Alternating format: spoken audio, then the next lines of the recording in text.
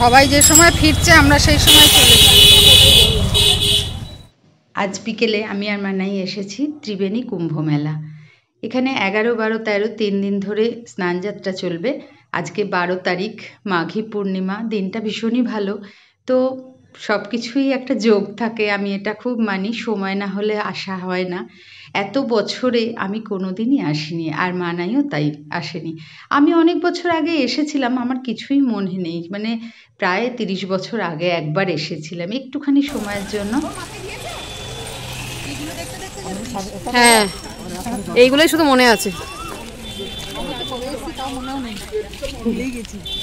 মানাই আমাকে অনেকদিন থেকেই বলে, কিন্তু আমার না কিছুতেই হয়ে উঠছিল না। আজকে সেসবটি মানে ঠিক করলাম যে না, আজকে যাব। তো দুজনে বেরিয়ে পড়েছি।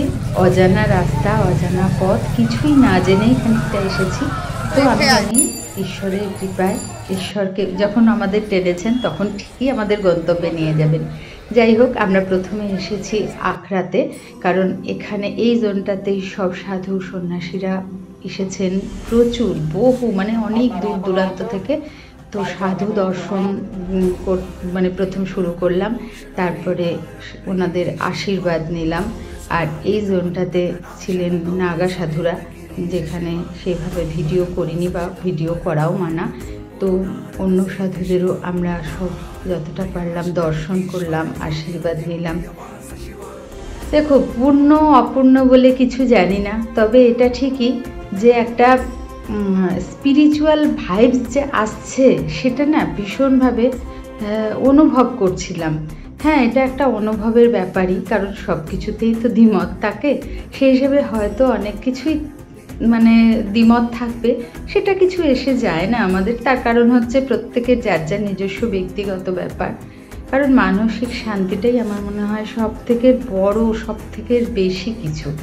আর এই মানসিক শান্তিটা যদি থাকে না, জীবনে সব কিছু মানে বিপদ আপদকে কাটিয়ে ওঠা যায়, সব কিছু সমস্যাকে কাটিয়ে ওঠা যায়। এটা আমি নিজে খুব ব্যক্তিগতভাবে ফিল করি, যে কারণে। আর মানাইও খানিকটা সেরকমই হয়েছে। তো যাই হোক, এখানে এসে খুব ভালো লাগছে। সাধু দর্শন হচ্ছে, যেটা সচরাচর হয় না বা সময় হয় না। বছর আগেকার জায়গা,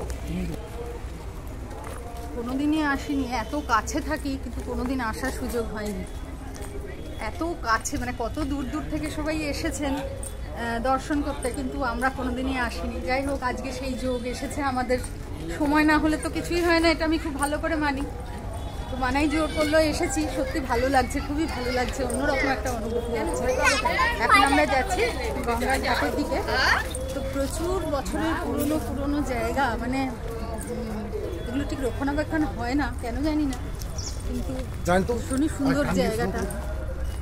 সবাইকে একবার করে হলেও সম্ভব হলে এখানে আসবেন, যারা আসেননি তাদের বলবো ভালো লাগবে। কারণ আমরা কাছাকাছি জায়গাগুলোকে অনেকেই অবহেলা করি, কিন্তু কাছাকাছিও যে এত ভালো জায়গা থাকে আমরা অনেকেই হয়তো বুঝতে পারি না বা জানতে পারি না।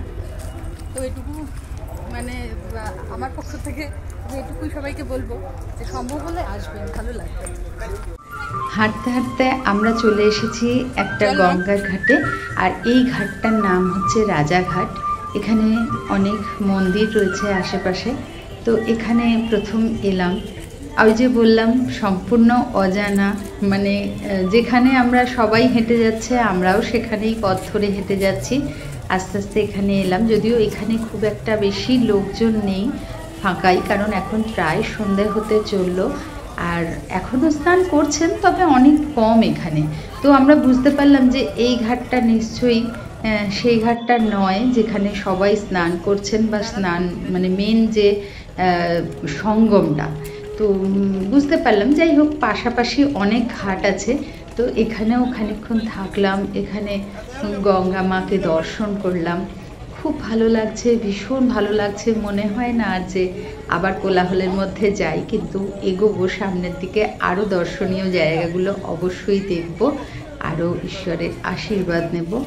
এরপরে তো আছেই, পরপর মন্দির দর্শন করব। তার আগে একটু গঙ্গা মায়ের আশীর্বাদ নিলাম, দর্শন করলাম, করে তারপরে আমরা যাব মন্দির দর্শন করে আমাদের আরও যেসব গন্তব্যস্থল আছে সেখানে যাব।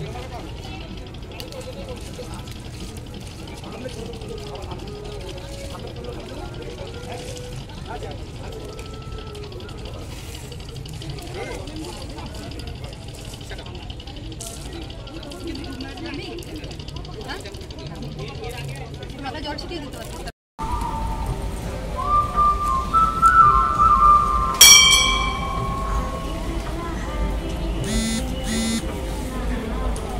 যাবে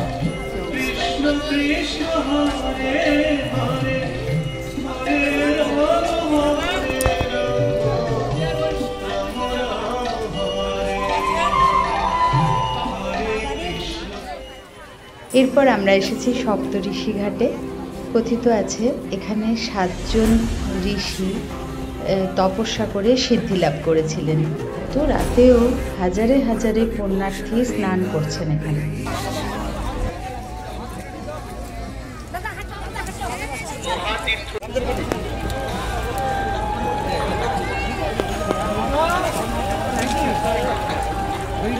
এই জন্য না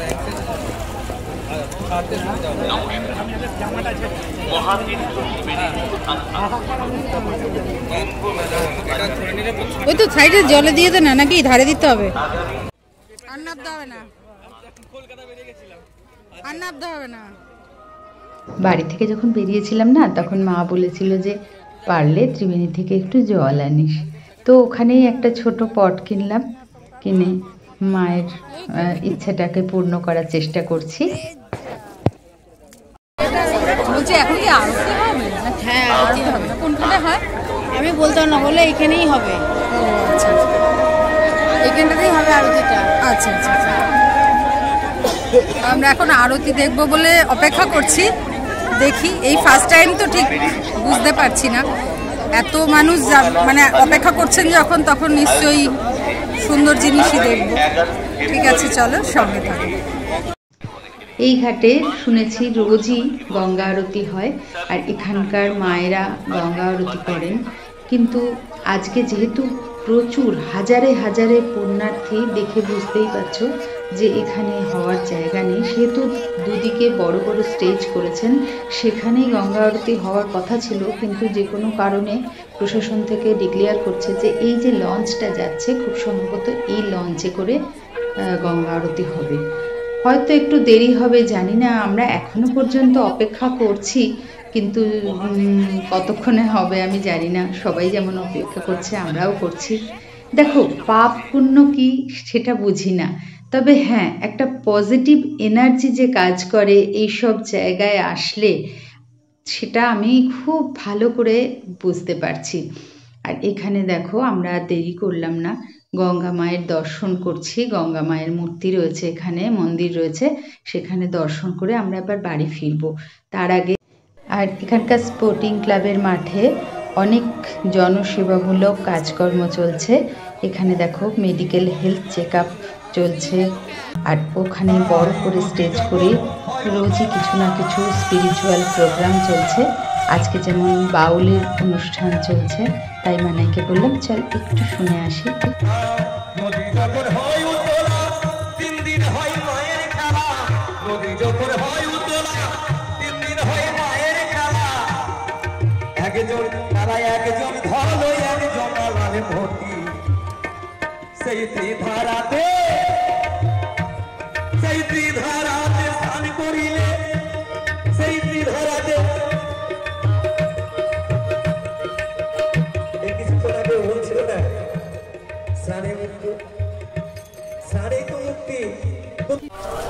আমরা এখন বাড়ি চললাম, আমাদের দর্শন হয়ে গেছে, কিন্তু একটাই সমস্যা হচ্ছে দুজনেরই প্রচণ্ড খিদে পেয়ে গেছে। এত হেঁটেছি, কিন্তু এখানে সেরমভাবে খাওয়া দাওয়ার কিছু নেই, বাড়ি গিয়েই খাওয়া দাওয়া যাবে। যাই হোক, দর্শন হয়েছে খুব ভালোভাবে, এতেই আমরা ভীষণভাবে সন্তুষ্ট। ঠিক আছে, চলো আজকের মতো ব্লগটা এখানেই শেষ করছি। তোমরা খুব ভালো থেকো, সুস্থ থেকো, সাবধানে থেকো। আবার দেখা হবে অন্য একটা ব্লগে।